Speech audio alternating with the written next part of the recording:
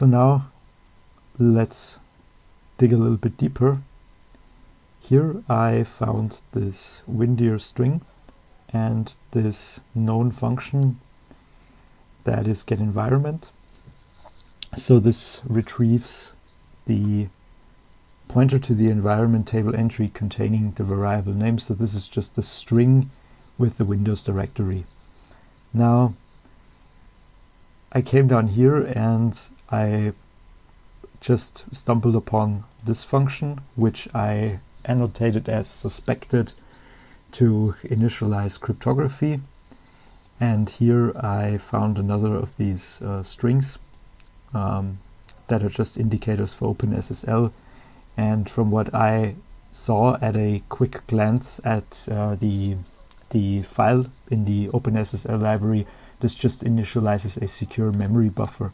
But I actually haven't gone through this this function and this function right here, which also contains some of these indicators in detail. So I will just omit this, and you can see here I added a string continue reversing. I actually didn't do that because I was a little bit impatient and jumped on here right away. So I found this getLogical drive strings A. This is another library function that just returns a drive string as a letter. And here you can see this is put together to a string. And eventually I stumble upon this walk files function. Now this walk file function has a couple of parameters, this constant1, this drive letter that was obtained up here, and 2 allocated buffers. And these buffers are allocated somewhere up here, I think, if I remember correctly. Okay, so they're allocated here, and you can see these are pretty large values. Now, if we just convert this, we can see it's a pretty large decimal number. So these are passed into walk files. And then here, what's also interesting is that this, what looks like a path, is added here to this buffer right here.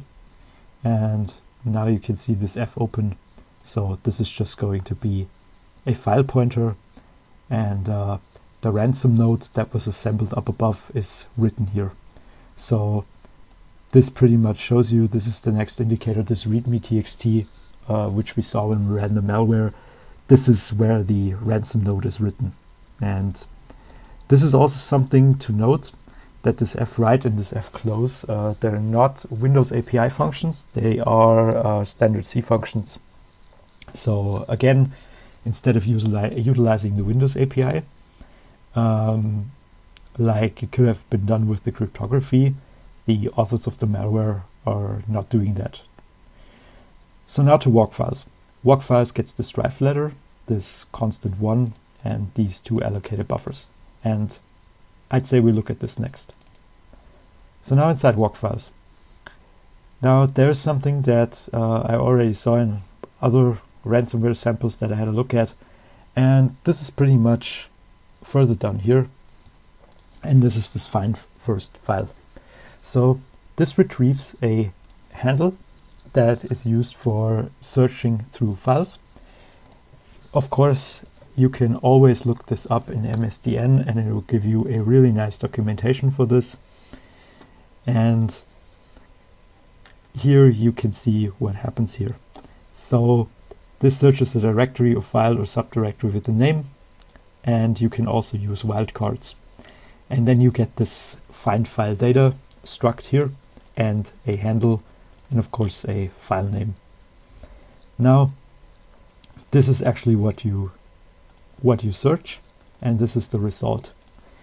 And then when we come down here, we can find a function find next file, and it uses this handle to retrieve the next file in the directory. Now, going back to the start, a string for this file name is assembled, And here is this formatter that are just two string formatters, and then down here you can see this wildcard. So this searches for anything, a dot, and then anything. So this is what happens here. So now if a search handle was found, the drive is actually stepped through, or let's say this file is examined more closely. And here there is this file data, that the struct that actually was returned. And I added an annotation here, and you can see it contains this DW file attributes, and here it just ANDs this with 16 and checks if it is 0. Now this checks if the file that was retrieved here is a directory or not. This can also be looked up in MSDN. So if the ransomware found a file, this part right here is executed.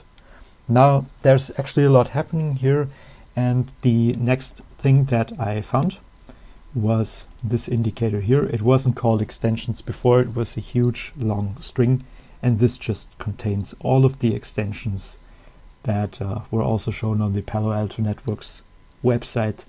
So now that I found the extensions, I went a little bit further, and eventually I found this, what I suspected was the encryption routine.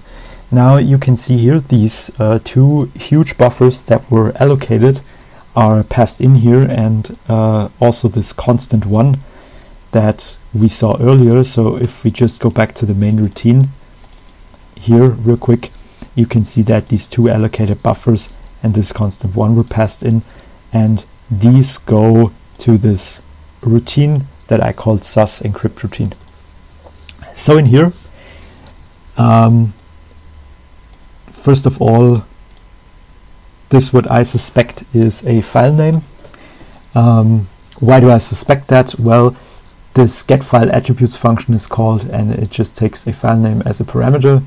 So this is called here, and if a file handle is obtained, this part is executed.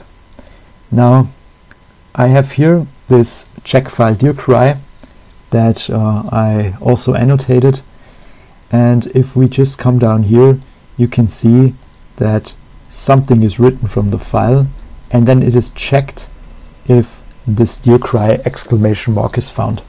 Now before we saw this in the dynamic analysis, that when a file was encrypted with or by DearCry, this was added to the file header. So I suspect this just checks, has DearCry seen the file before, and if not, this encrypt file is called.